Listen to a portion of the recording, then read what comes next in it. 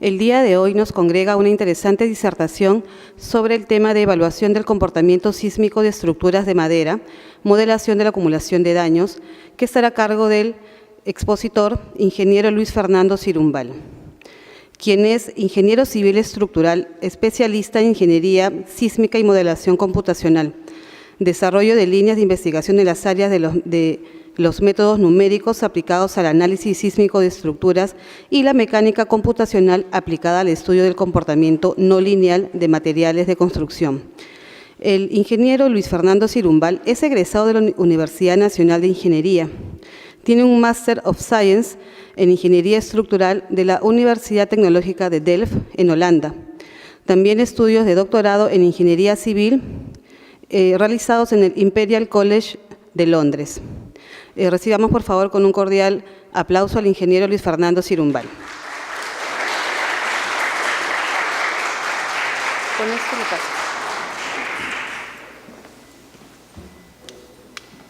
Hola. ¿Aló? Okay. Bueno, buenas noches. Antes que nada, quería expresar un profundo agradecimiento al Colegio de Arquitectos por esta invitación tan cordial que me han hecho. Creo que muchos de nosotros pensamos que los ingenieros y los arquitectos siempre deben trabajar más en conexión de lo que realmente sucede, y yo creo que de esta manera como que colaboramos un poco para que eso sea así, ¿no? Por otro lado, quiero agradecerles realmente que estén aquí hoy día, porque yo sé cómo es esto, la hora, el tráfico desanima a cualquiera, y el hecho que ustedes estén aquí implica que a ustedes les interesa, si no tanto como a mí, pero por lo menos casi como a mí, lo que les vengo a contar, ¿no? Podemos verlo como si fuese una historia, una pequeña historia que les voy a contar hoy día, pero lo importante es que hay conocimientos interesantes que se pueden compartir y que tal vez ustedes puedan aplicar en el futuro, ¿no? Esa es la idea. Mi nombre es Fernando Cirumbal, yo soy ingeniero civil. Desde siempre me llamaron la atención las estructuras, y particularmente el área de la ingeniería sísmica siempre me pareció un reto importante de lograr, que cada cierto tiempo nos pone pruebas, ¿no? Y algunas veces las pasamos bien, otras veces como ingenieros y como arquitectos mostramos que todavía tenemos mucho más que aprender y mucho más que aplicar, ¿no? Para lograr realmente que nuestra sociedad primero esté sana, esté salva, segundo pueda vivir en lugares que sean adecuados, y tercero y más importante creo yo es que se genere en el común denominador de la gente una idea clara de qué es lo que hace un ingeniero, qué es lo que hace un arquitecto, cuál es la importancia que nuestra profesión tiene en la sociedad, ¿no? Yo creo que eso es algo que tenemos que ir trabajando poco a poco. Bueno, yo he estado haciendo algunas cosas en los últimos años. He desarrollado algunas líneas de investigación en el área de métodos numéricos para análisis de estructuras, en el área del estudio del comportamiento no lineal de los materiales. Son áreas un poco muy técnicas, que si alguno de ustedes está en esa misma área sabe a lo que me refiero, siempre buscando aplicarlo al escenario donde las estructuras son afectadas por aceleraciones sísmicas en su base, ¿no? Pero hoy día voy a hacer algo más, no tan técnico, sino algo mucho más de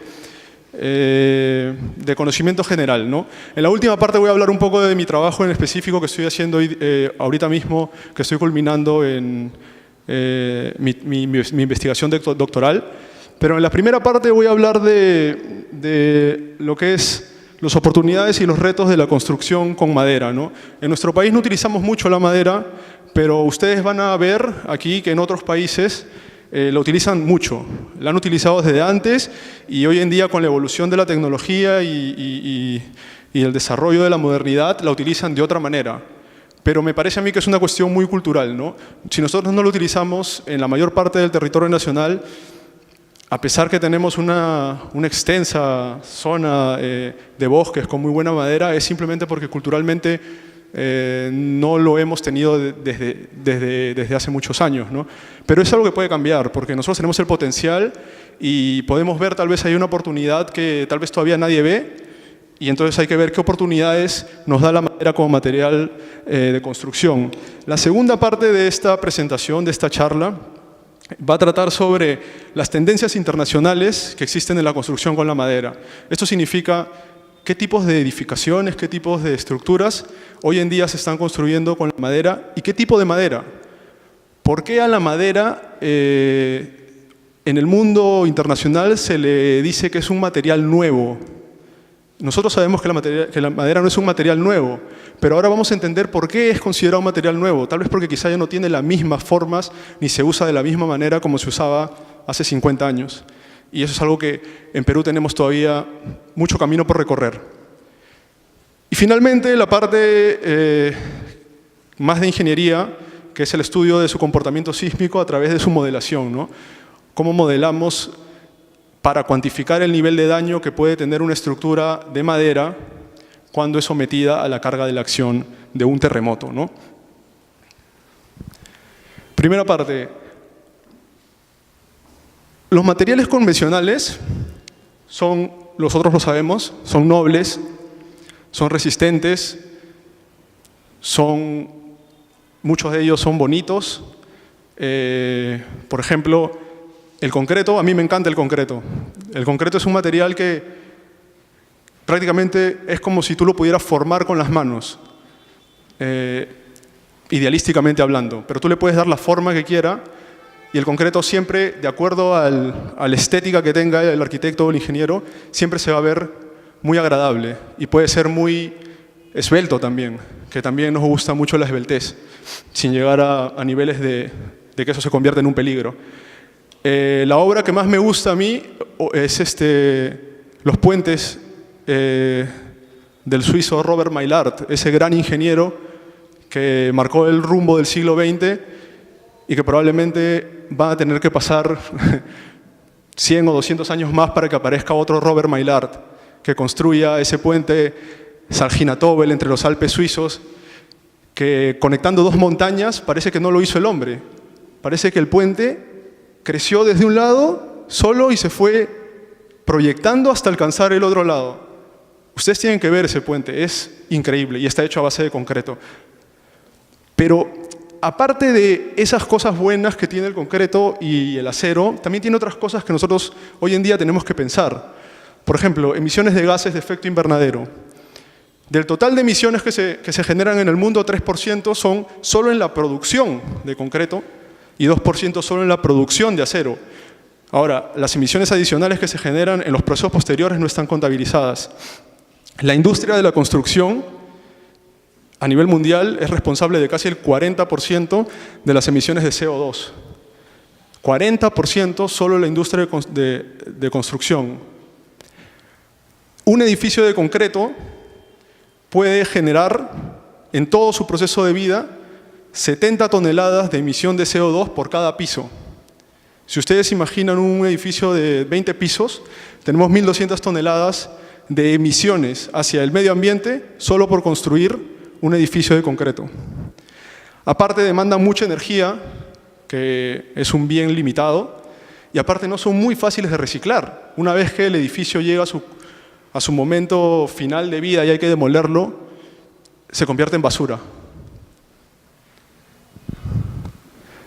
Por otro lado tenemos la madera, que ha salido mundialmente como una opción amigable. Y yo les voy a explicar por qué. No estoy diciendo que ustedes tengan que creerlo también, pero yo les voy a explicar por qué se cree que la madera es un material, primero, nuevo y segundo, renovable, ¿no? La madera, como todos sabemos, secuestra carbón. En vez de emitirlo, lo secuestra. Y si los bosques, como se hace en algunos países, de donde se saca esa madera, se manejan o se administran de forma sustentable, digamos, con una industria, con una tecnología al servicio de eso, entonces no hay ningún problema de deforestación. Es más, hoy en día en el mundo crecen 40% más de los árboles que están creciendo, es 40% más de los que se usan. Por ejemplo, en Canadá se están haciendo algunos proyectos, como por ejemplo un puente que es carbono neutro. ¿Qué significa carbono neutro? Que desde que se decide hacer el puente, desde que estén planos, hasta que se termina, durante todo ese ciclo de vida, se calcula cuánto carbón se emite y cuánto carbón se secuestra. Y si la suma te sale 0, tienes una estructura carbono neutro. Y los edificios de madera, a diferencia de los de concreto, si se acuerdan, era que emitían 60, los edificios de madera secuestran 150 toneladas por piso. Si nosotros, en vez de hacer un edificio de concreto, hacemos un edificio de madera de 20 pisos, tenemos más o menos lo mismo de ahorro de emisiones de carbono de lo que producen 900 carros en un solo año. ¿Y qué pasa con la industria forestal en el Perú? Hablemos del Perú. ¿Es factible utilizar la madera en el Perú como material de construcción? Hablemos de diversificación productiva, que es un término que está muy de moda. ¿Debemos meternos a invertir, a tratar de promover la industria forestal? ¿O estamos bien con las industrias que tenemos y no debemos hacer más? Tenemos 12 millones de hectáreas de bosque, de las cuales solo utilizamos casi 2. Si nosotros esas 10 adicionales las pudiéramos poner útiles a través de un programa de industria forestal, podríamos generar 1 millón de empleos. Chile, con el tamaño que tiene Chile, yo recién me enteré que Chile también tenía madera, ni sabía. Chile exporta 5.000 millones en productos forestales al año. El Perú no llega ni a 170. Y el crecimiento anual de la madera en nuestro país, por la cantidad de recursos que tenemos, es 50 metros cúbicos de madera por hectárea, mientras que en Chile es la mitad, 25. Y en Finlandia, que es un gran productor de madera, pero mucho más pequeño, 5. Entonces, pareciera que hay potencial, como en muchas otras cosas. Tal vez lo que no hay es el cómo hacemos. ¿Qué hacen los grandes países, los países desarrollados, que están muy metidos en el tema de la industria forestal, entre otros, ¿no? Hay casi una guerra económica por esta industria en particular. Países como Canadá, Europa, Estados Unidos, Nueva Zelanda. Para ellos, exagerando un poco, la industria forestal es casi lo que para nosotros es la minería. ¿No? O sea, no pueden chocar con eso. A tal punto que se ha lanzado un concurso, el Departamento de Agricultura de Estados Unidos ha lanzado un concurso para ver quién presenta el proyecto de edificio de madera más alto y sustentable, y el ganador se va a llevar de premio $2 millones solo por presentar el proyecto. Y el sector forestal no está incluido en el acuerdo NAFTA, que es el acuerdo de Norteamérica, que incluye países como Estados Unidos, Canadá y México. ¿Por qué Estados Unidos y Canadá no incluyen el sector forestal dentro de su acuerdo TLC? Pensemos en eso. Segundo, Canadá está saltando en un pie desde que a Trump se le ocurrió la fabulosa idea de sacarlos del Acuerdo de París. Porque el Acuerdo de París te incentiva a buscar tecnologías que sean más amigables con el medio ambiente. Desde que Estados Unidos sale del Acuerdo de París, muchos de los recursos que antes se destinaban a promover la industria forestal no los van a destinar más ahí. Y Canadá está muy contento por eso. En el cuadro que ustedes ven aquí, tiene la balanza comercial en productos de madera país por país. Canadá de lejos es el que tiene un mayor superávit. Exporta mucho más de lo que importa. Tal vez no importa, o importa muy poco. Y exporta 20.000 millones al año. Después tenemos Suecia, Finlandia, Brasil, por ahí tenemos Chile, y China y Japón son importadores. Pero esta es la parte bonita o digamos, las partes donde podemos ver algún tipo de potencialidad en lo que es el uso de la madera. ¿Cuáles son los retos? La madera es un material combustible, todos lo sabemos. Entonces, los mayores rechazos o atenuantes a utilizar la madera en la industria de la construcción es que lo primero que piensa cualquier persona es, si acá hay un incendio, fogata, todos nos morimos. Entonces, hay que atacar ese problema y ver cómo se puede solucionar, cómo se puede superar. Tecnología. Para construir con madera eficientemente, como en el siglo XXI, como se debe hacer en el siglo XXI, se necesita de mucha tecnología, que no se tiene en todos lados. Industria, lo que estábamos hablando antes. Si no tenemos una industria que produzca productos derivados de madera, ¿cómo podríamos intentar utilizarla en el sector construcción? Arquitectura. Si es que no se diseñan, los arquitectos no están muy familiarizados en diseñar edificios a base de madera, va a ser muy difícil que podamos presentar propuestas que sean atractivas. Ingeniería. La madera es un material muy complicado desde el punto de vista de la ingeniería. No es tan sencillo ni se ha generado tanto conocimiento como en otros materiales más clásicos. Y por otro lado, entre otros, los terremotos. ¿Quién de nosotros sabe cómo se comporta una estructura de madera ante un terremoto? Una estructura de albañilería confinada o de concreto o de acero, seguro que lo sabemos. De madera, no se sabe. La segunda parte de esta presentación es mostrarle un poco algunos edificios que existen y otros que se van a proyectar o que se sueña con que existan, ¿no?, en el futuro. Pero para esto es muy importante que yo le presente a dos amigos. Estos productos yo no los conocía hasta hace 2 o 3 años. ¿Puedo hacer una pequeña encuesta? Porque acá hay muchos que no son ingenieros ni arquitectos, o sea que no pasa nada. ¿Alguno de ustedes, quién conoce el Glulam o el CLT? ¿Podría levantar la mano? 1, 2, 3, 4, 5. Atrás no veo, pero bueno, no llegamos ni al 10% seguro. Estos son productos industriales de madera, o como en inglés todo es más simple, ¿no? Engineered Good Products, nada más. Es así. Nosotros no tenemos esa palabra, engineered. Sería algo así como ingenierizado o algo así. Pero es madera ingenierizada. Está en base a madera, pero tiene un proceso, un know-how, un adicional, que las convierte realmente en elementos estructurales que pueden funcionar, no sé si tan bien, pero por lo menos en el mismo nivel que el concreto. El Glulam se utiliza para hacer vigas y columnas de madera. Si ustedes se dan cuenta, está compuesto por unas tablas largas de madera que están pegadas una a otra con un pegamento de alta resistencia. Entonces, en este Glulam podemos tener 2, 4, 6, 8, 10, 12. 12 listones de madera de alta resistencia pegados con una goma incluso más resistente que la misma madera, que produce este regalo con el cual ustedes pueden hacer maravillas.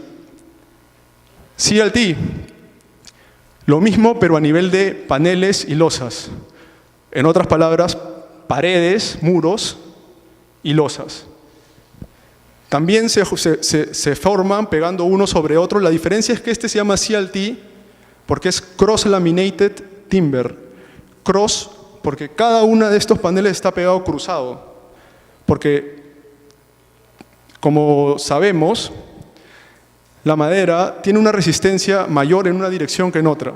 En la dirección longitudinal axial tiene más resistencia que en las direcciones transversales. Entonces buscamos un poco homogeneizar la resistencia en ambas direcciones del panel, cruzando las direcciones de los paneles. Y el Glulam, su nombre lo dice, es Glue Laminated, o sea, láminas pegadas, ¿no? El único problema es que nosotros no las producimos, no están en el mercado acá. pero las usan mucho en Europa, las usan mucho en Norteamérica, y vean las cosas que se hace con esto. Acá hay una viga de glulam, una viga y una columna de glulam, unas especies de vigas anchas de CLT, paredes de CLT. Los sueños hechos realidad, porque la madera en altura siempre fue un sueño, y llegar a construir un edificio como este, un edificio residencial en Londres como este hace 3 años, de 7, 8 pisos, basado principalmente en madera, era un sueño, hasta que se hizo realidad. Si esto lo ponemos en un país sísmico, ahí hay que ver. Forte Building en Australia, otro sueño hecho realidad. El TRED Project en Noruega fue hasta hace poco el más alto, 14 pisos. Este me encanta, la oficina Tamedia en Zurich tiene solo 6 pisos, pero arquitectónicamente a mí me gusta mucho, se ve muy transparente, pero está hecho a base de glulam y CLT. El Good Innovation Design Center en British Columbia, en Canadá. Ahora hay que decir que en British Columbia es, digamos... Uy, se me fue el nombre. ¿Cómo se llama este centro donde se generan las tecnologías en California? Silicon Valley, ¿no? El Silicon Valley de la madera es British Columbia. Ahí se genera todo lo último de generación de productos, tecnologías que abonan a la construcción de este tipo de edificios que son modernos, maravillosos y además son amigables con el medio ambiente.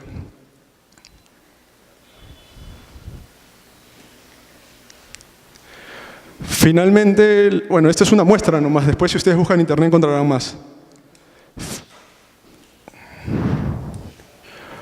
Este es el Brock Commons, también en British Columbia.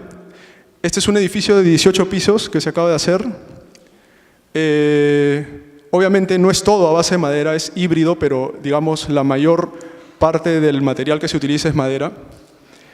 Y esta es una residencia estudiantil. Quienes hemos vivido alguna vez en una residencia estudiantil, estoy seguro que nos gustaría vivir acá alguna vez. Acá hay un pequeño video de cómo lo construyeron.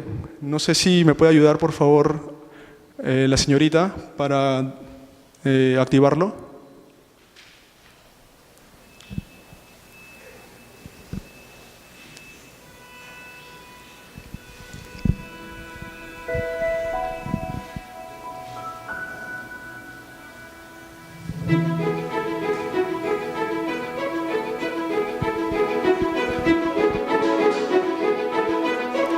No se está viendo.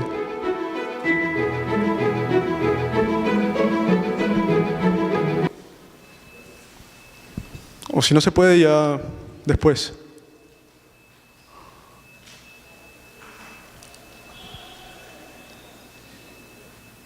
Ok, vamos a verlo por YouTube mejor.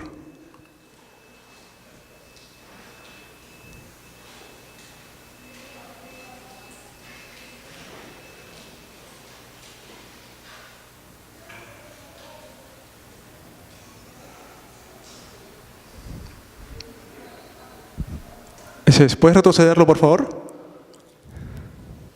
Gracias.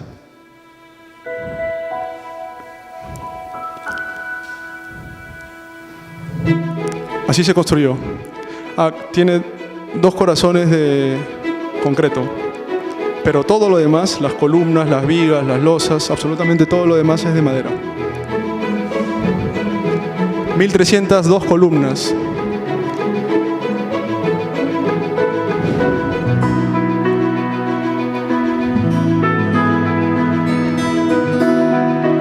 Ustedes pueden ver que el colocado de las losas es súper práctico y requiere de una especie de preparación técnica, pero es súper limpio, toma de 5 a 10 minutos instalar una columna, de 5 a 10 minutos. Avanzan a un ratio de 2 pisos por semana. Se utilizaron 29 paneles CLT por piso y en total 464 en el edificio completo.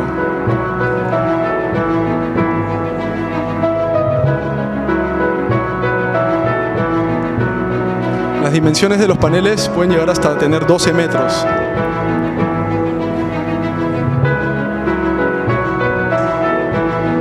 Ocho horas se tardan en instalar una plancha del piso.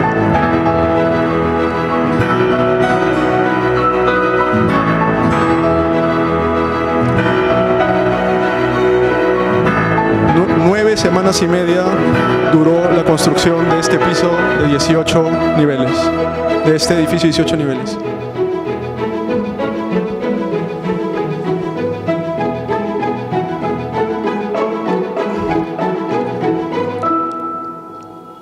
Visiten Naturally Good.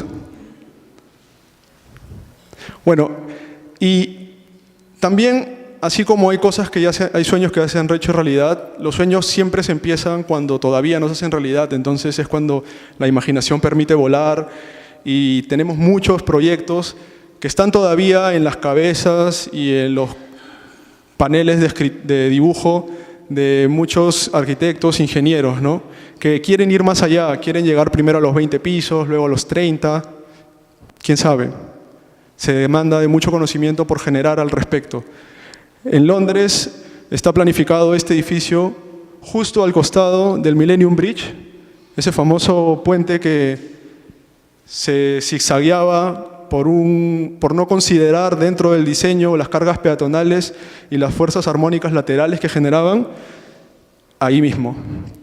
En Ámsterdam, otro proyecto. En Chicago, uno más. En París también les gustaría tener uno. Y en Chicago, otro más. Chicago siempre fue la ciudad de los rascacielos. Este es uno que ya está a punto de cumplirse, que es el primer edificio en Estados Unidos que les han permitido pasar la barrera de los 6 pisos y este se va hasta 9, 10. Porque hay una reglamentación que por diferentes cuestiones técnicas no se les permite, pero parece que han absuelto esos temas técnicamente y ya les han permitido empezar a construir esta torre en Portland. De los sueños cumplidos a los sueños por cumplir, pasamos a la cruda realidad, que es cómo hacemos para estar seguros que un edificio de madera va a portarse como debe comportarse, va a resistir lo que debe resistir, no va a poner en peligro a nadie, y sobre todo en un país sísmico como hay muchos, como Nueva Zelanda, donde se construye con mucha madera y es un país muy sísmico, o como Perú, que alguna vez podríamos empezar a explorar estos caminos. 20 pisos, 30 pisos, 50 pisos. El papel para dibujar puede ser súper grande, podemos dibujar hasta 100 pisos, pero el límite lo pone el conocimiento técnico, hasta dónde es viable hacerlo. El comportamiento de las estructuras de madera en particular se concentra aquí, en las conexiones. Mientras nosotros no tengamos idea de qué es lo que sucede aquí, en estas zonas, no vamos a poder asegurar y decirle a nadie si se puede. Para hacerlo tenemos que estudiar cómo se comporta en estas zonas críticas donde los esfuerzos, donde la madera trabaja más, tenemos que saber cómo es su comportamiento. O en este otro tipo de conexiones que son de madera pura, que son reales, que se han construido, pero que para diseñar esto, para dar las dimensiones, las propiedades de estas maderas, tenemos que tener un conocimiento avanzado al respecto. Si nos adentramos un poco a lo que es el diseño sísmico, ¿qué es lo que hacíamos antes? O bueno, ¿qué es lo que seguimos haciendo hasta ahora? Nosotros calculamos una fuerza sísmica que depende de las condiciones del suelo, del nivel de aceleraciones históricos o probabilísticos que existen en un determinado lugar, aceleraciones sísmicas estoy hablando, dependiendo de la importancia de la estructura y dependiendo de algunos otros factores calculamos una fuerza enorme, una fuerza elástica enorme, que luego decimos hay que reducirla porque en verdad como estos materiales no son elásticos, ¿a qué me refiero cuando digo que no son elásticos?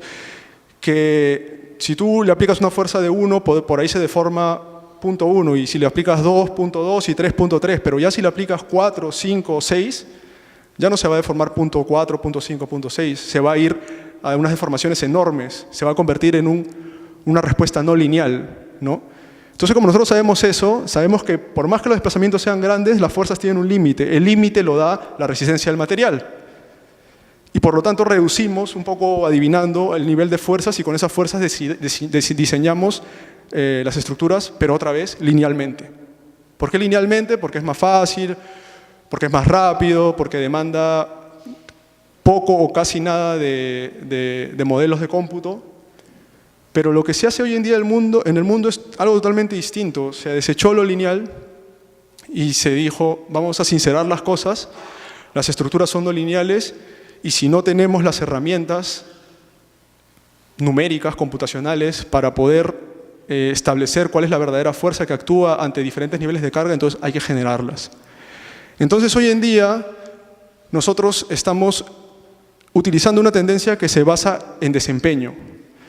Para esto nosotros generamos estas especies de curvas que simplemente son la probabilidad de que una estructura no supere un nivel de performance dado, que puede variar, puede ser un nivel de performance como para que la gente que vive ahí pueda rehabilitar la casa incluso inmediatamente después del terremoto, o otro nivel es que no se puede habitar si no hay que reparar, y otro nivel es hay que evacuar porque hay que demoler esto.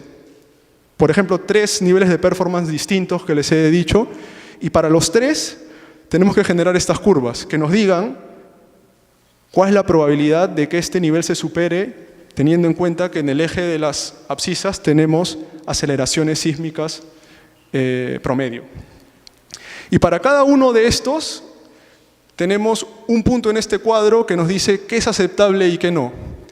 Aquí, por ejemplo, tenemos la probabilidad de ocurrencia de un terremoto que se transfiere a este eje donde las probabilidades de menor ocurrencia obviamente son las más grandes y las de mayor ocurrencia son las más pequeñas. Y acá tenemos niveles de operación para distintos tipos de estructuras. Y aquí, en este cuadro, sabemos qué es aceptable y qué no lo es para cada uno de los niveles de los terremotos a los que tenemos que diseñar. Pero para poder generar estas curvas, que nos ayudan a corroborar si estamos cumpliendo con este cuadro, necesitamos tener una capacidad de conocer, primero, cómo se comporta el material en el rango no lineal, y segundo, y tal vez más complicado, generar las herramientas numéricas que nos permitan hacer simulaciones y predicciones de ese comportamiento. Entonces a eso vamos. En el caso de la madera se agrieta, la madera se aplasta, la madera fluye incluso como si fuera acero, si es que la llevas a niveles de esfuerzos y deformaciones muy altos. Por ejemplo, este es el comportamiento de la madera en compresión. Esto es en la dirección axial, digamos, en el tronquito que ven acá hay una dirección axial que es la más fuerte, y esta es en la dirección transversal, digamos, si la cargas en esta dirección, transversalmente. El comportamiento parece un poco similar. Esto tiene un poquito de, como que la resistencia cuando llega a un punto de fluencia igual puede crecer un poco más, algo que nosotros le llamamos endurecimiento. Y este no, más bien llega a un punto y luego fluye horizontalmente, que es algo que nosotros lo conocemos como perfectamente plástico. Pero el nivel, acá tenemos 40 MPas, acá tenemos 3.5 MPas. Podríamos decir que la resistencia en la dirección longitudinal en compresión es 10 veces más grande que en la dirección transversal. Esto se llama materiales anisotrópicos o, simplificándolos, ortotrópicos, ¿no? Pero aquí no acaba esto. En tracción o en corte, que son tipos de fallas frágiles, estos son tipos de fallas dúctiles. ¿Por qué dúctiles? Porque una vez que llegas, igual te puedes desplazar mucho y nunca va a perder su resistencia. Siempre se va a mantener en ese tope. Estas son frágiles porque una vez que llegas automáticamente el material colapsa. Esas son las peligrosas. Y así falla en tensión la madera. Nosotros tenemos que tener en cuenta esto para generar un modelo que luego nos permita utilizar alguno de ustedes tal vez ha utilizado algún paquete de elementos finitos para generar un modelo y luego analizar cuál es el comportamiento, la relación esfuerzo-deformación de cada parte de la estructura que les interesa analizar. Pues si no utilizan un material que refleje esto, es como que mejor se ahorran el modelo también, no les sirve de nada. Y entonces, ¿cómo predecimos el comportamiento de la madera? Que ya lo sabemos, pero a nivel de componentes estructurales. ¿Cómo hacemos? ¿Qué tenemos que hacer? ¿Qué herramientas tenemos que generar? Pues esta es una viga de madera que al centro tiene una plancha de acero y que está conectada a la plancha de acero a través de 4 pernos o dowels, como se les conoce. Y entonces, aquí ustedes lo pueden ver gráficamente, entonces se hizo un experimento en el que se aplicaba una fuerza hacia arriba, cogiendo la placa de acero, y como ustedes imaginarán, la placa de acero empezaba primero muy suavemente a fluir hacia arriba, a trasladarse, pero luego llega al punto de contacto con los dowels y la madera empieza a sufrir. Y si nosotros lo transformamos, este experimento, en un gráfico de fuerza versus deformación, todo en la misma dirección, los experimentos nos dicen que esto va algo así como por acá. Rápidamente empieza a perder mucha rigidez y llega un punto en que algunos fallan, otros tienen más ductilidad, pero terminan fallando todos. Y si nosotros queremos hacer un modelo como esto, que es un modelo, y tratar de predecir estos resultados de laboratorio, obtenemos esto: la curva azul y la curva amarilla. Entonces realmente no se parecen mucho. Tal vez la forma, pero la resistencia está muy alta. O sea, estamos suponiendo que esta estructura resiste más de lo que realmente resiste. Eso es, por menos decirlo, peligroso. Y esto es utilizando un modelo de plasticidad ortotrópica, que es lo que generalmente encontramos en los paquetes de modelación.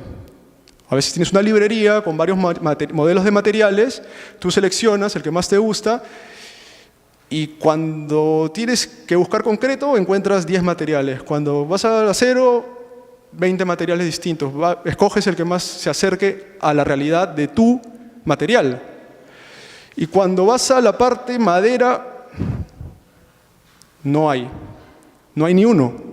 Entonces, ¿qué haces? Empiezas a ponerte inventivo, coges uno de acero, lo pruebas y sale esto. Entonces dijimos, vamos a tratar de hacer un modelo de material para madera. ¿Qué debemos considerar?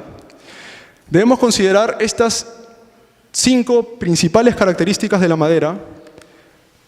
Podríamos haber considerado más, pero decidimos considerar estas 5 como las más importantes. La primera es la anisotropía, que ya le expliqué.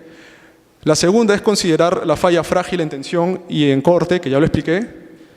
La tercera es considerar la falla dúctil en compresión, que también lo expliqué. Y al tener falla dúctil en compresión tenemos deformaciones plásticas permanentes que también hay que cuantificar. Y esto es súper importante, lo que no tienen los modelos actuales, que es considerar cuánto se degrada la rigidez del material conforme lo vas cargando. ¿Qué es la rigidez? La rigidez es la pendiente en una curva fuerza-deformación, fuerza-desplazamiento o esfuerzo-deformación. Inicia siempre lineal, pero conforme se va poniendo horizontal, entonces esa pendiente va disminuyendo y eso se llama degradación de la rigidez. En los modelos plásticos, la degradación de la rigidez ocurre de golpe y arriba. O sea, tú tienes que llegar muy arriba y ya cuando estás casi a punto de fallar, degrada casi todo. Y la madera no funciona así. La madera empieza a degradar muy temprano sin llegar a la resistencia máxima y va degradando gradualmente. Y hay que considerar eso en un modelo. Entonces dijimos, para la parte de ductilidad, del efecto en compresión y las deformaciones plásticas permanentes, vamos a considerar un modelo ortotrópico de plasticidad, que es el típico que les he mostrado. Pero para la parte de falla frágil por tensión y corte y degradación de rigidez, tenemos que incluir un modelo que incluya la teoría de daño continuo, mecánica del daño continuo, que es una teoría que es particularmente direccionada para atacar este tipo de problemas. Y adicionalmente, como tenemos un comportamiento diferente en compresión que en tracción, tenemos que utilizar una herramienta matemática que se llama descomposición espectral, que nos permite dividir. No quiero ser muy abstracto, pero la idea es así. Hay un tensor de esfuerzo que se divide en dos partes. Uno positivo para los esfuerzos en tensión y uno negativo para los esfuerzos en compresión. La forma de dividirlo apropiadamente, utilizando reglas matemáticas que se ajusten a la realidad, es utilizando este método de descomposición espectral. Y si nosotros juntamos los tres, por ahí nos sale algo bueno. Eso nunca lo sabes, es una apuesta. Siempre que vas a investigar algo, es una apuesta. Tira los dados al aire, te puedes pasar 3 años haciendo una tesis doctoral que diga, bueno, lo intenté, pero al final lo que pensé que iba a pasar no pasó.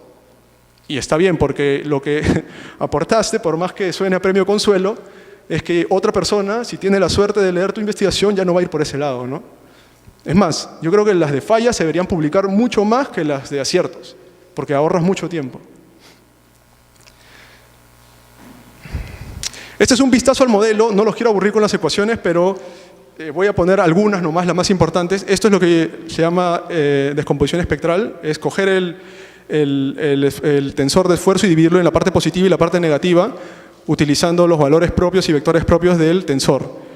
Luego, si tienes la positiva y la negativa, los sumas, pero antes los multiplicas por un factor de degradación, que son estas variables que se llaman variables de daño, que son las que trae el modelo de daño continuo. Y para saber cuánto vale esta variable de daño y cuánto vale este esfuerzo efectivo que se produce como resultado de la plasticidad, necesitas siempre una superficie de falla. Una superficie que te diga, si estás dentro de esa superficie, estás ok, elástico. Si te quieres tratar de salir de esa superficie, ya empezaste a entrar en el rango no lineal y tienes que empezar a operar con estas ecuaciones. Esta es la otra superficie de falla, pero no para la parte plástica, sino para la parte de daño. Y esta es la que te dice, una vez que estás dañado, cómo vas a relacionar tu nivel de deformación con tu nivel de esfuerzo. O sea, ya cuando ya no eres lineal, sino ya pasaste al rango postelástico, ¿cómo se relacionan esas fuerzas? Hay una expresión matemática que es la ley de evolución de daño, que es esta, y que te provee algo así como esto. ¿Esto qué es? Conforme la deformación en un punto va creciendo, tu variable de daño va aumentando desde 0 hasta 1. 1 es el máximo, 1 es falla total. 0 es totalmente elástico. Y en el intermedio pasa toda la degradación gradualmente. Mientras esto sucede aquí, biunívocamente, tu esfuerzo, que llegó al punto máximo, empieza a disminuir y esto es lo que nosotros llamamos falla frágil. De esta manera modelamos la falla en tensión y en corte. Ok, se acabó las partes de expresiones y ahora vamos un poco a los resultados. Esto es lo que yo denomino los primeros frutos. Los primeros frutos es cuando después de haberte pasado meses investigando qué expresiones debes usar, cuáles son las más adecuadas, cuáles no, después de formular un cuento matemático consistente que no viole ninguna ley y después de hacer un plan de programación, un código paso a paso de cómo va a operar tu método numérico, que lo haces primero a mano en un cuaderno, luego lo metes en un programa de programación, valga la redundancia, y haces un código. Un código que puede tener fácil 15.000, 20.000 líneas. Y ese código, luego que lo tienes, lo testeas por primera vez. Y le dices, ya, ahora código, yo que he trabajado tanto en ti, quiero que, por favor, hagas lo que yo espero o lo que yo traté de que tú hagas, para lo que te creé, ¿no? Entonces, empiezas a aplicar deformaciones, lo metes al código, el código empieza a trabajar y luego te bota esfuerzos, punto a punto. Y aplicas una carga cíclica de deformaciones, voilà. Esto es. Esto es la respuesta de esfuerzo de formación cíclica de un modelo para madera trabajado, en este caso por mí. Y acá hay varias cosas interesantes, porque así como se ve, parecería que no dice nada, pero dice bastantes cosas. Por ejemplo, en tensión tenemos que la primera carga llega hasta un punto máximo, y luego falla frágil, baja. Pero luego, si tú retiras la carga, regresa por esta pendiente, pero esta pendiente, la segunda, esta pendiente ya no es la misma que esta. Si se dan cuenta, esta es una pendiente menor. Ya hay degradación de rigidez. Luego pasamos al otro lado y cuando pasa automáticamente del lado de las tensiones al lado de la compresión, automáticamente recupera su rigidez inicial. ¿Por qué?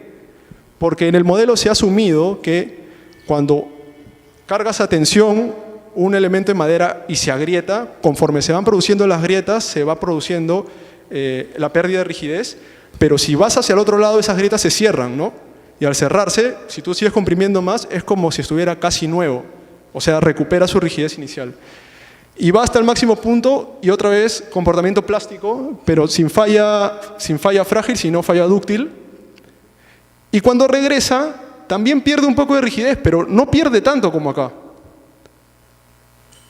Y entonces todas esas cosas son súper importantes de que se vean reflejadas, porque a la hora que tú utilizas este resultado puntual y lo generalizas en una estructura, la suma de todos estos resultados te da algo que se parece más a la realidad. Por ejemplo, esto es lo que nosotros llamamos deformaciones permanentes, plásticas, que solo se dan en compresión. ¿Por qué? Porque cuando baja y se vuelve el esfuerzo se hace cero, tienes una deformación residual para ese esfuerzo. Y eso se produce solo en compresión, en tracción no. Por eso en tracción siempre vuelve al origen. Las primeras validaciones tienen que hacerse en componentes. Ya estoy por acabar. Las primeras validaciones tienen que hacerse en componentes de madera y testearse contra ensayos de laboratorio. Nosotros encontramos para carga cíclica un ensayo de laboratorio que se hizo hace algún tiempo de una conexión de madera, es como un puntal de madera, con una plancha de acero conectada a través de dos pernos. Aquí, en esta zona de la plancha de acero, se aplicó una carga cíclica, axial. Pero antes se aplicó una carga monotónica, o sea, solo en una dirección. Y al aplicar la carga monotónica, las tres curvas oscuras que ustedes ven son las curvas de los ensayos. La curva celeste que ustedes ven que se va por acá arriba es la del modelo de plasticidad pura, ese que encontramos en bastantes sitios. Y la roja es la del modelo que incluye además el efecto del daño. Podemos ver que hay una cierta correlación, es bastante aceptable desde el punto de vista de diseño y nos da un insight más preciso de cómo es el verdadero comportamiento de la madera. Luego la carga cíclica. Los lazos que ustedes ven aquí, los oscuros, son los lazos recopilados del laboratorio. Y los lazos rojos son los lazos obtenidos en el modelo de elementos finitos utilizando el modelo de plasticidad y daño. La verdad es que la primera vez que ploteé este gráfico, dije, ya está. Lo logramos.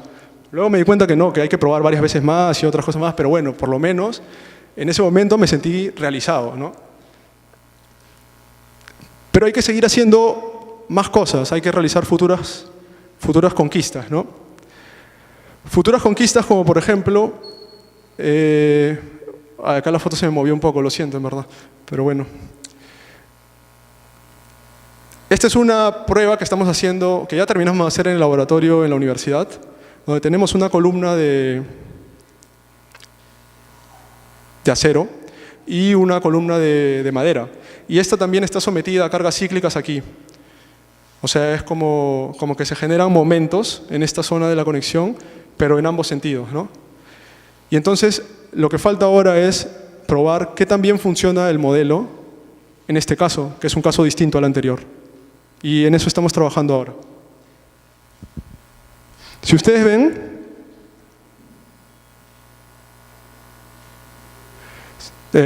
aquí hay unas fotos de cómo la madera se agrieta, por ejemplo, en la zona de arriba, acá ven ustedes una grieta grande. Y aquí incluso ven unos pedazos de madera que han salido expulsados justo en las líneas donde están los pernos. Entonces hay mucho comportamiento no lineal y es muy, pero muy difícil lograr capturar todo con un solo modelo. No es el objetivo, nuestro objetivo es acercarnos un poco más a la realidad. Bueno, eso es todo. Si ustedes tienen alguna pregunta, yo estaré muy contento de resolverlas. Gracias. Muy bien, agradecemos al ingeniero Sirumbal por su destacada disertación. Si alguien tiene alguna pregunta, por favor, levante la mano. Quería hacer una pregunta. Había que ver la clase de madera que existe, ¿no? El comportamiento de la clase de madera que se está construyendo.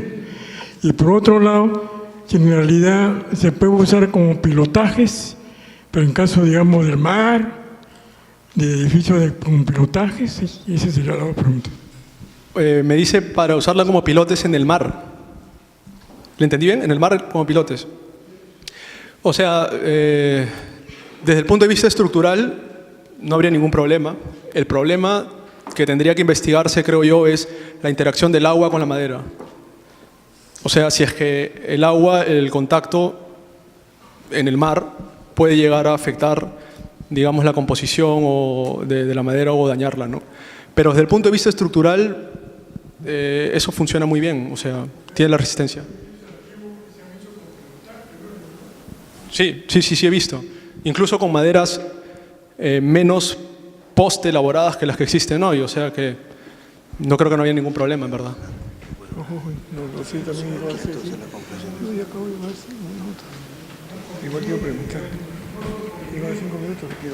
Bueno, yo puedo hablar, la verdad es que puedo hablar de lo que conozco, que se utiliza en donde yo estoy trabajando, y ahí se usa mucho el pino, ¿no?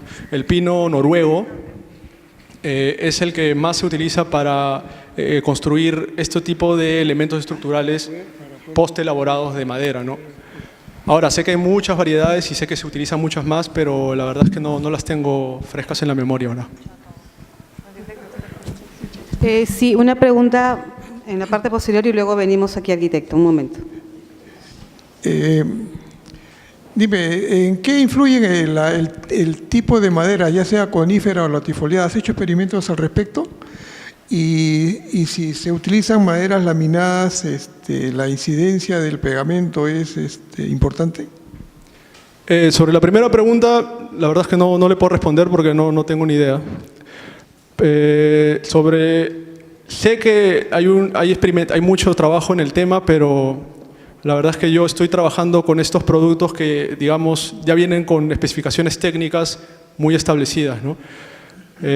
Sobre la segunda pregunta, el pegamento en verdad es un elemento positivo porque es bien difícil que en un ensayo de un elemento de madera, luego que que el espécimen falle, lo que haya fallado sea la goma. Siempre falla la madera antes que el pegamento, o sea que es un pegamento muy, muy resistente, ¿no?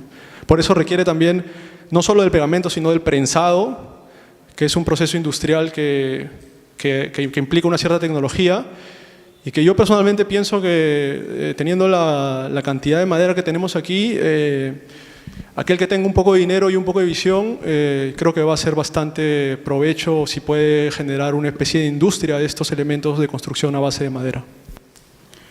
Buenas. Quisiera saber una recomendación para el predimensionamiento de los elementos estructurales, es decir, columnas, vigas, viguetas, sobre todo las luces, ¿no? Porque no hay mucho eso, acá no manejamos mucho eso y siempre hay especie de desorden, ¿no? O sea, se calcula a priori cómo debe ser, pero no deberíamos tener, igual que en el concreto, ¿no? Que hay un predimensionamiento antes de entrar. Entonces, no sé si nos puedes orientar sobre eso. Claro, el predimensionamiento casi siempre se hace a base de esfuerzos, ¿no? En estados de servicio o incluso con factores en carga última, pero es casi de la misma manera como sea, los esfuerzos se calculan exactamente igual. La diferencia es que los esfuerzos admisibles los tienes que sacar de una tabla que se correlaciona con exactamente la misma especie que estás usando, ¿no? Entonces hay esfuerzo en compresión paralelo al grano, tracción paralela al grano, compresión perpendicular, tracción perpendicular, esfuerzo por flexión, esfuerzo por corte. Entonces haces todas esas verificaciones hasta que te quede la sección que te pasa todo, ¿no? Y ya luego con esa sección tú puedes tranquilamente empezar a pasar a la siguiente etapa, que incluye lo que te estaba comentando, ¿no? La verificación del comportamiento no lineal, principalmente en las zonas de conexión. Pero ya sabiendo que tu sección es, digamos, razonable, ¿no? El tamaño de tu sección. A ver, le voy a hacer dos preguntas. Una relacionada con lo que acaban de preguntar, y creo que a lo que se refiere es al predimensionamiento en función de carga, por ejemplo, o longitud de luz libre, porcentajes, proporciones, para poder predimensionar a nivel de arquitectura. La segunda pregunta es, ¿cómo se comporta esta madera ante el fuego? ¿O qué tratamiento le hacen para el fuego? Sobre la primera podría precisarme un poco más porque no le comprendí bien. Por ejemplo, si en concreto se calcula una cantidad de kilos por centímetro cuadrado, en madera, ¿cuánto se calcula? Y para efecto de la luz libre, si en concreto uno dice, generalizando, 1/10 de la luz, ¿cómo se calcula en madera? En este tipo de maderas. Ok, yo he visto muchos manuales de diseño de este tipo de madera y sí sé lo que me dice, porque yo también he utilizado esas fórmulas para calcular el peralte de una viga de concreto, ¿no? En base a la distancia entre los apoyos. Pero eso en madera no lo he visto. No es algo que se utilice mucho. No sé por qué, a lo mejor se puede hacer, tal vez. Pero lo que sí he visto es que los predimensionamientos se hacen en base a esfuerzos. Uno tiene que calcular sus momentos, tiene que calcular sus fuerzas axiales y con su esfuerzo admisible sabe si su sección es suficiente o no. Y el ancho de la sección con el esfuerzo de corte. No he visto esas reglas de, como le dicen, reglas de rápidas en las que uno pueda más o menos sacar un peralte en base a la distancia, ¿no? Con respecto a la segunda pregunta que me dice lo del fuego, hay dos cosas. La primera que se utilizó inicialmente es como una especie de un bañado que se le hace a la superficie con una sustancia aislante que le llaman gypsum. Pero aún así, a pesar que eso se usa desde hace mucho tiempo, igual no hizo que las restricciones para construir con madera por el tema del fuego bajaran. Entonces se empezaron a realizar mayores investigaciones. Es un tema hoy en día de mucha investigación en todo el mundo. Y lo que es la tendencia ahora o la norma es que se ha llegado a la conclusión de que la madera es segura siempre y cuando la sección transversal sea suficientemente grande, diseñada para este propósito, de forma tal que cuando haya un incendio se genera una zona que se llama la zona de char, ¿no? Una zona carbonada, que es la zona externa, y esa zona tiene que tener unas dimensiones que se calculan también, que pueden ser 1 pulgada. Y una vez que eso se genera, ya todo el núcleo interno queda totalmente aislado del fuego, ¿no? Eso es lo que dicen. Yo no estoy investigando eso, pero es lo que he leído al respecto.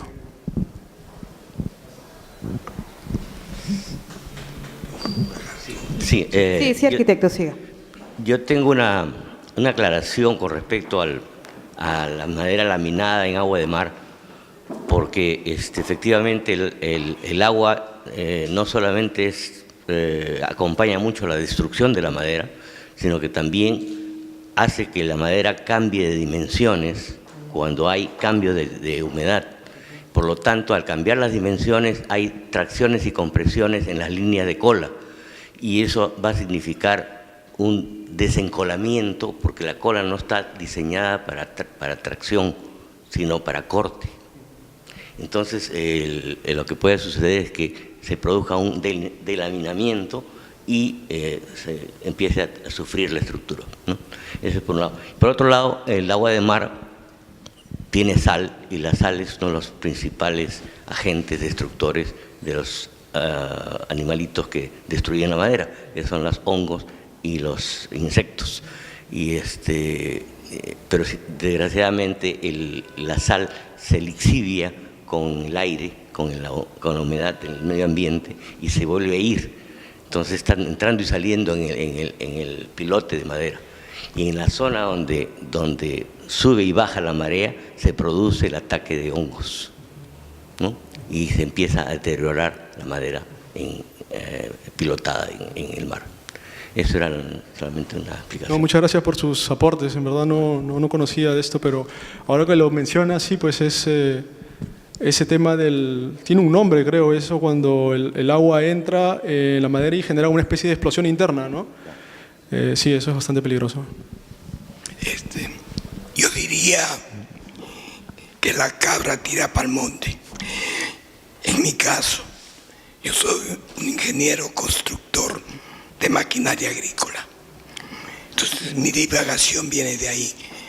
Interesantísima la exposición, pero yo veía más, sobre todo acá en el Colegio de Arquitectos, en que estamos supeditando la madera, material que queremos, yo quiero declarar tan noble, a más o menos en comparación con otros materiales que lo han sustituido, por qué ventajas se les ha dado. ¿Por qué me extendí tanto en esto? Porque justo es un momento en el Perú, en sus condiciones naturales, que usted muy bien nos precisaba, en que hemos sufrido y podemos volver a sufrir lo que todos conocemos con el famoso problema del niño costero que acabamos de tener. Y casualmente es la madera lo que nos va a dar el alivio, porque casi como castigo se nos ha mostrado que lo que se ha llevado de encuentro el agua ha sido la madera mal utilizada. Y poco hemos hablado acá de lo que debemos hacer. En este momento, para los que estamos acá reunidos, hay una demanda de que demos soluciones que usted estaba planteando. Pero para yo amarrar a mi idea donde quiero ir, ingeniero, ¿por qué tan poca atención más que a la contextura que hemos hablado, a la estructura, cuando estamos viendo ahí el mismo signo de los arquitectos, que por algo es el triángulo en sustitución del 90 grados y todo el abuso? Bueno, me puedo enredar más, pero quiere que le diga qué bien viene lo que usted expone. Por el momento hay el dinero, hay la necesidad, hay la demanda para que la buena madera sea una gran solución. Discúlpeme el enredo. No, más bien muchas gracias, ¿no? por el aporte que ha hecho, una reflexión bastante profunda al respecto. Y yo también estoy de acuerdo con usted en ese aspecto, ¿no? Sobre todo en la parte que mencionó, me gustó mucho lo de las formas, ¿no? Lo del triángulo. A veces nosotros no reparamos tanto en las formas, reparamos mucho en la resistencia de los elementos, más no en cómo hacerlos más resistentes a partir de las formas, ¿no? Y yo creo que ese es un buen punto en el cual colaborativamente podríamos empezar a trabajar ingenieros y arquitectos. Me parece que por ahí podemos empezar. Ingeniero, disculpe, mi pregunta era, en nuestro medio, en el mundo, digamos, tenemos los software para diseñar madera, que es el ETAPS, ¿no? En una conferencia anterior en Sensico también pregunté a un exponente, me dijo que había un programa que se llamaba WinWorld para diseño en madera, pero que con el método de desempeño todavía no habían aparecido ningún programa. De repente, algún otro programa que usted conozca sobre diseño en madera, ¿no? Sí, lo que usted dice es cierto. O sea, programas como ETAPS o otros programas que están particularmente orientados al diseño, nosotros podemos hacer mucho diseño y en realidad lo hacemos utilizando estas herramientas, pero como usted dice, no es desde el punto de vista de desempeño, es el punto de vista, es la filosofía clásica de analizar todo elásticamente y luego hacer unas especies de procesos posteriores, ¿no? Y bajo ese criterio prácticamente no necesitaríamos tener softwares especializados en materiales, porque bajo ese mismo criterio puedo diseñar lo mismo que una estructura de concreto, igual con el mismo criterio una estructura de madera. Lo que va a variar es lo que viene posterior al análisis, que es lo que el ingeniero pone de su parte exclusivamente. Entonces, por eso es que yo trato de explicar, aunque sé que es un tema un poco abstracto, trato de explicar la importancia de esto porque nuestro objetivo principal es que este tipo de herramientas puedan ser incorporadas en los software que utilizamos día a día en las oficinas de diseño. Sabemos que a veces hay mucha presión de tiempo, que a veces si nosotros queremos hacer algo más preciso, más elaborado, por ahí nos gana otros criterios de decir vamos a lo seguro pero más rápido y entonces es también porque no disponemos de estas herramientas. Y yo creo que si este tipo de herramientas, que hay muchas que para diferentes aplicaciones, se están generando en diferentes partes del mundo, se ponen al servicio de los ingenieros, va a ser de mucha utilidad para que este reto que tenemos ahora de construcción, reconstrucción, la brecha de infraestructura, todos estos temas que como país nos deberían dar el ánimo que te da una oportunidad abierta, ¿no? Pero aún así tenemos que estar abiertos a incorporar este tipo de tecnologías, ¿no? Hay softwares que son más adaptables, no son tan rígidos como los que usted menciona. Adaptables en el sentido que pueden interactuar con usted. Si usted tiene algo que en el software no está, pero usted se lo quiere añadir, ese software tiene el framework, el marco para permitirle a usted interactuar con él. Y hay muchos, ¿no? Yo le puedo dar varios nombres. ANSYS, Diana, Abacus, etcétera. Pero son software un poco más especializados, pero que de igual forma no deberíamos tener reparo en empezar a explorar, porque son justamente aquellas herramientas las que nos van a facilitar poder incorporar estas cosas, ¿no? que yo estoy mostrando, como por ejemplo. Buenas noches, ingeniero. Una consulta, era básicamente en cuanto a la densidad, porque usted mostró para vigas Glulam, me parece, sí. Que eran secciones tratadas, digamos, de madera. ¿Esta modifica, digamos, el peso? Porque, o sea, uno de los grandes limitantes es el peso del material, ¿no? O sea, cada vez se tiende siempre a buscar luces mayores y básicamente por eso es que últimamente se trabaja más con acero porque permite cubrir luces, no sé, 10, 12 metros sin problemas. En el caso de la madera, ¿hay algún limitante en cuanto a la luz basado en el peso del material? Basado en el peso del material, no. Basado en la resistencia del material, por ahora sí. Pero en el peso no, porque te voy a explicar por qué. Porque tú dices acero y tienes razón, porque el acero tiene una densidad aproximada de 7.800 kilos por metro cúbico, ¿no? Pero es el más pesado de todos los materiales que conocemos, pero es tan resistente que nos permite hacer estructuras muy esbeltas, ¿no? Al final, la multiplicación del volumen por la densidad nos sale un peso menor al del concreto. El concreto tiene 2.400, que es la tercera parte casi, pero necesitamos secciones muy voluminosas y al final el peso sale más que el acero. La madera no llega a 500, por lo menos estos productos. O sea, es casi la quinta parte. Pero es mucho menos resistente número a número con el concreto. Entonces ahí hay un juego, ¿no? Hay un balance entre peso, menos resistencia. Ahí es donde viene el trabajo de nosotros, ¿no? El ingenio. Bueno, luz típica sí te puedo decir, para estos proyectos que ustedes están viendo, 7 metros entre apoyos. Incluso ahora, me olvidé de mencionarles, hay sistemas postensados de madera también. Pero no son como el concreto postensado, porque el concreto postensado en las uniones, la unión es rígida. Es casi como el concreto armado, solo que con un cable adentro que lo presionas, ¿verdad? Pero en el acero y en la madera, y en eso se parecen ambos, la unión no es rígida, la unión es dúctil. O sea, la cara de la columna con la parte final de la viga tienen un juego que simplemente está unido por el cable. Eso es lo que le llaman gap, que le llaman que se abre cuando la carga aplica en un lado se abre una especie de gap arriba, una brecha. Cuando la carga va hacia el otro lado, la brecha se abre hacia el otro lado.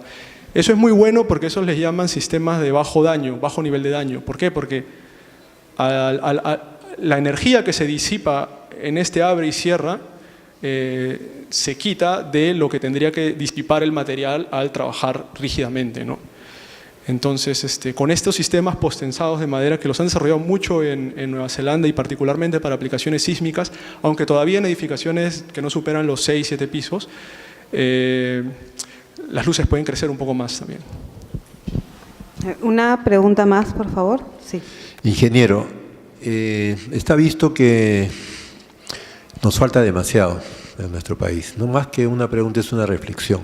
Lo que estamos escuchando es que nosotros tenemos una cantidad increíble de madera, densidades, longitudes de fibra, grosores de fibra, tiempo de reforestación, que no la tenemos tampoco.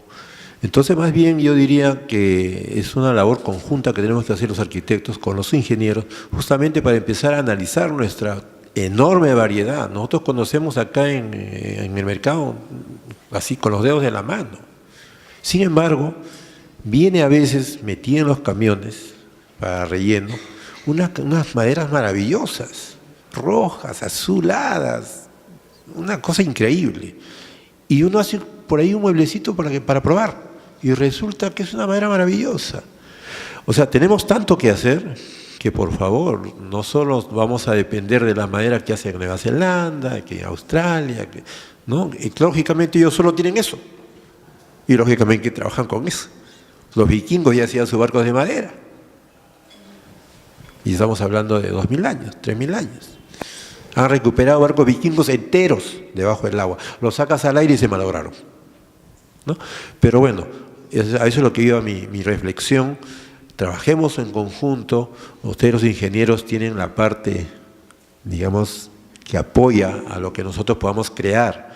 Nosotros empíricamente trabajamos acá, estoy seguro que la mayoría, poniendo una viga de 8 metros, haciendo nuestras pegas, súbete acá, súbete allá, ¿se simbra?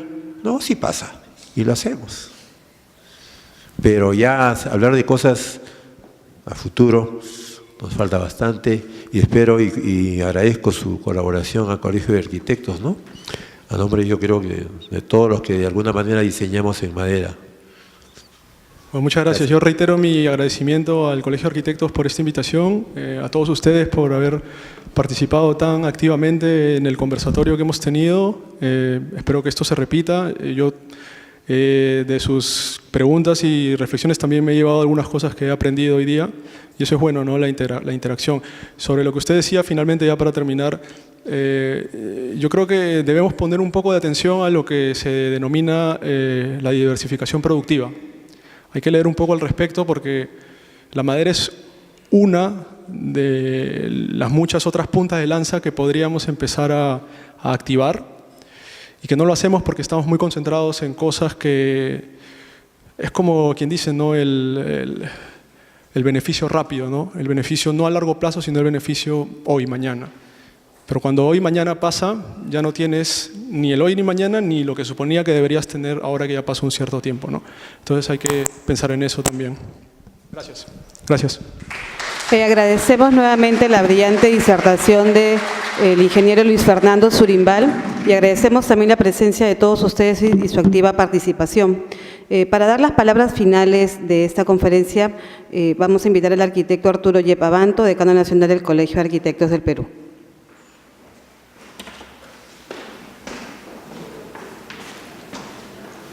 Estimados colegas, arquitectos, buenas noches, ingeniero Zurimbal, mis saludos. Me parece que hemos disfrutado realmente de esta conferencia y yo creo que el momento ha sido oportuno para discutir el tema, porque les digo que apenas en los primeros impactos del Niño Costero me tocó visitar una empresa industrial aquí en Lima que estaba ofreciendo viviendas temporales construidas con madera. Resulta que cuando la vamos a visitar, estas viviendas de madera se construían a partir de unos tableros prensados con resina, pero que eran importados de Estados Unidos y eran importados también de Chile. Y entonces con esa madera construimos viviendas temporales para atender a nuestros damnificados. Pero me pregunto, ¿y qué pasó con la industria nacional? ¿Qué pasó con las investigaciones que se trabajaron en lo que hoy es la Comunidad Andina de Naciones? Quiero decir, el Pacto Andino. Se creó todo un centro de investigaciones con mucho trabajo y propuestas para poder entrar a una producción industrial digamos, de la madera. Pero sin embargo todo eso se ha quedado perdido. Y también me acuerdo cuando he escuchado algunas conferencias de los brasileños que tienen el secreto de cómo forestar en la Amazonía, qué especies son las más adecuadas para poder no depredar el territorio, ¿no? Lograr una producción, una madera absolutamente noble para la construcción, ¿no? y que se convierta además en una fuente de ingresos importantes. El ingeniero ya nos ha mostrado hoy en su presentación de lo poco que exportamos comparando con Chile, ¿no? Es increíble, nosotros no exportamos nada comparando con ellos, a pesar de que tenemos mucho más capacidad forestal. Entonces, ¿qué pasó con la investigación? Realmente muchos temas por descubrir, pero también es verdad que no solamente he dejado retos para los ingenieros forestales, creo que también para los arquitectos, ¿no? Clarísimo, ¿no? Cómo pasamos de las viviendas, ya digo, temporales, de repente 4 pisos, 5 pisos. Cuando me tocó visitar Colombia, nos mostraron cómo con la guadua construían edificaciones de 4 pisos, de 5 pisos. Es increíble, ¿no? Y nosotros, como dijo alguno de los colegas, pues estamos en cero y no salimos de cero. Realmente tenemos que dedicarnos con más profundidad y de repente de formas mucho más estructuradas, en vez de ser un investigador aislado, sumar esfuerzos. Porque si nos juntamos, de repente ya es el momento de hacer emprendimientos de mayor escala, de mayor importancia, en donde dejemos de lado los egoísmos personales, individuales, sino integrémonos para lograr respuestas mucho más interesantes. Ya lo fácil en el mundo ya está todo hecho. Ahora los temas más complejos es el resultado de sumar esfuerzos individuales. En esa parte, por ejemplo, la verdad yo quiero destacar no solamente su capacidad de análisis, de investigación y que le dedica el ingeniero Cirumbal a este tema, sino además su desprendimiento personal, porque el ingeniero Cirumbal está de visita y gracias a los contactos que tiene con los arquitectos, pues nos manifestó su interés de compartir lo que estudia, lo que conoce. Y caramba, ese gesto es realmente admirable. Yo creo que esa es la base esencial que todos los investigadores, todos los peruanos y todos los profesionales deberíamos tener para crecer. Porque si no compartimos, no recibimos tampoco. Entonces yo quiero destacar esa actitud tan desprendida, ingeniero Cirumbal, mi reconocimiento por ello y la verdad, no solamente por ese gesto, sino por lo que ha compartido con nosotros. Démosles un gran aplauso al ingeniero Cirumbal.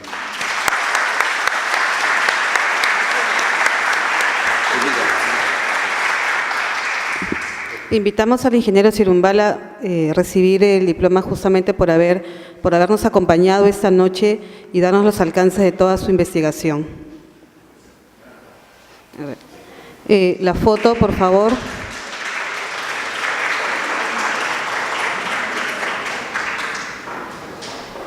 Llegó.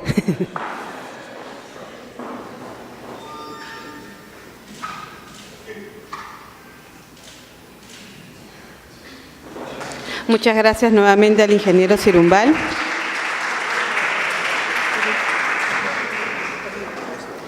Y bueno, agradecemos nuevamente la presencia de todos ustedes.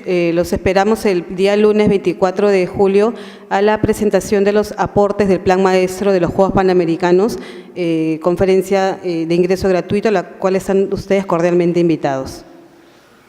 Creo que es importante que traten de hacer un esfuerzo para venir para la conferencia del día lunes, porque la verdad hay novedades y por qué no descubrir las oportunidades que todos los arquitectos tenemos para participar en lo que ya empezó.